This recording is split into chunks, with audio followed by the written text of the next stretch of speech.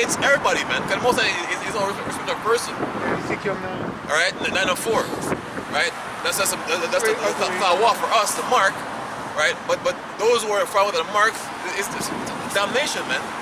And she don't hear nothing. She, I put this. When the brother explains to her why we're doing what we're doing. But that's school. We don't know what to get in the first place. Absolutely. That was just to edify. That was all about edification in spirit and in truth.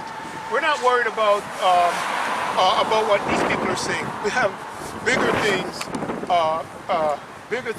to worry about, meaning that our salvation in fear, working out our salvation in fear and trembling of Yahweh Shem Yoshai. That's what it's about. I don't have time to worry about guys making rap records and fighting each other and talking about who's an agent. The Lord's going to expose all of that, man. He's going to expose all of that. So we need to get ready for this thing. So Brother, continue where we left off. Back in Micah, chapter 2 and 2, and they covered fields, and the they is the Edomites, man. All right? That's right, absolutely. That's Esau. Go ahead. And take them by violence, and houses they take them away. So they oppress a man and his house. That's even right. Not his house is not just his place of worship, everything. Hey, the house that he's trying to take is where it's a penal gland. That's the house that he's really after. Continue. The mind, yeah. What you got, brother? Mike, continue.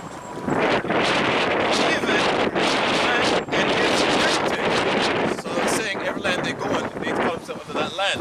But mainly, we don't care about that, you know, because but our thing is that we're the Israelites, and have some people claim to be us, call themselves Jewish people.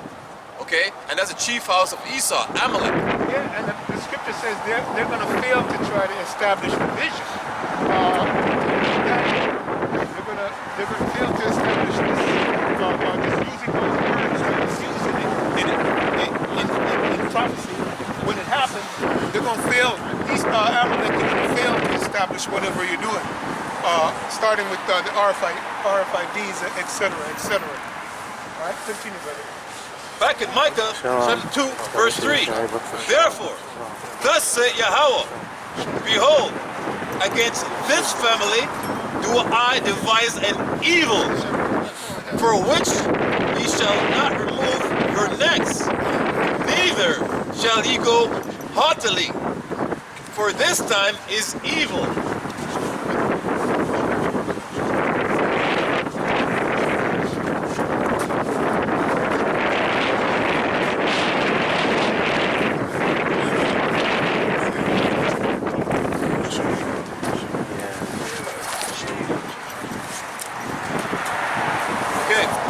So back in Micah, chapter 2, verse 3.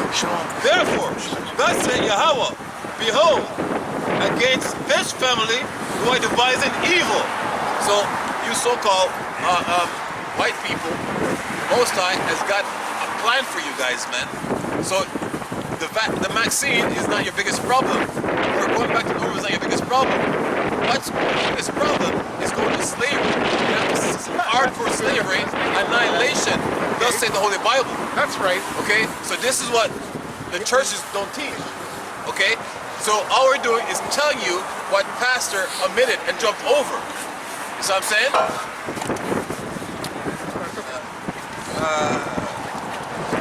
From which ye shall not remove your necks.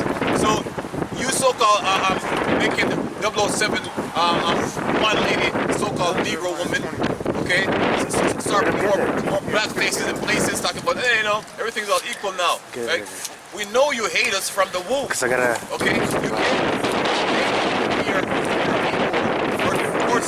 to like us. Okay? You guys are made to be the adversary contrary to us. Alright? So everything you do, our eyes have been open now. We know that like iron rusts, so with your wickedness, man. So the Most High's got you guys that trick back.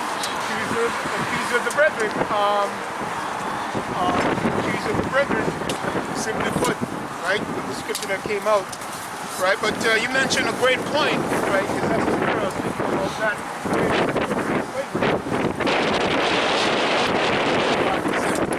25 and verse 14. We're going to start there. All nations right? We're going to go into slavery. Esau's going into slavery, his greatest fear, right? His last campaign is to bring about the what he's doing right now, the Maxines and the RFID. But that's not his greatest fear. His greatest fear, because he was destined to do that. That's prophecy. Okay. But his greatest fear is going into slavery. You got it? 25 and 14? Yeah, start there. Okay. It's Jeremiah 25 and 14. For many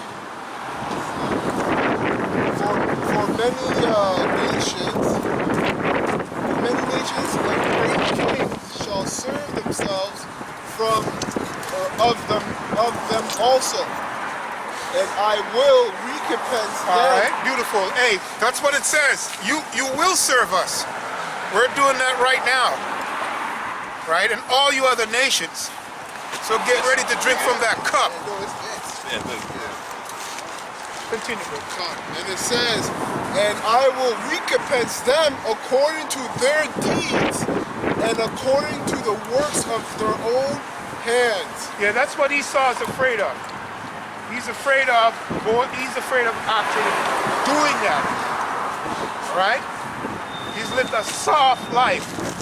Right? A soft life because it's easy to torture and rape, rob, and murder, basically. So now he's understanding that he's going to have to go through it. It says,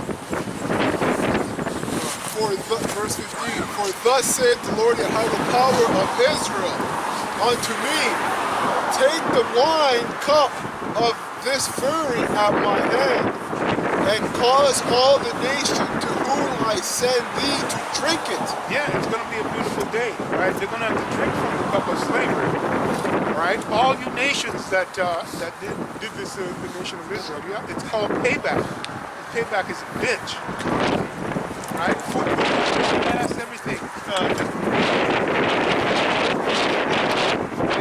That's the things that you, brother, need to think about when you start to get weak. You start to get weak. You continue to cry to Yahweh Shem Shai to deliver you, right? You need the strength. You need the whole armor, man. You need to stop, bickling, right? And understand that this is your time, right? We're awoke. The Lord has woken us up, right? And that's a blessing within itself. But more importantly, man, your personal testimony and how He has led you. Hey, I can't say so many things that He has done for me over here, because you won't believe it, especially these guys that are here. So I don't have to say it, right? I just have to trust and obey. Hey, and that's what you need to do. Trust and obey. That's all, man. That's all. Verse 16. And they, Jeremiah 25 and 16, and they shall drink and be moved and be mad because of the sword that I will send among them. Let's talk about this sword, man, because right now, we know these swords, right? But let's deal with some of the swords because it's not the fulfillment of that is those missiles, right? We know that's what it is. But let's talk about this. Let's talk about some of the pestilence, right? the scriptures. The word sword goes back to a killing instrument. So anything that can cause death, right? So you got pestilence. You got a terminology called bio-warfare, right? Where Esau kills the opposing enemy through a lot of diseases and pestilence, right? You got different weapons Esau comes up with. They got all types. They got a heart attack gun, right? They got all types of different weapons, man. Because it goes back to their blessing of the sword. Hey, what he just read, it's right here. Here's the table of nations. All of those nations are going to be destroyed, right? And they're going in slavery. When I said destroyed, the sword. We're talking about the sword. And they're going to go into slavery, right? There's 17 nations here, right? But there's a G20 now. China's on here. I think there's Russia's not on here, which is a nation now we know, right? And North Korea's not on there. But the point is, the G20, they're going to go into slavery as well. All those G20 nations, right? And this one has that mushroom cloud, that ultimate sword, right? And here it is. Let's look at it, right? Let's look at it. Let's get it on camera. Alright. Verse 17, it says, Then took I the cup at the Lord's Yahweh's hand and made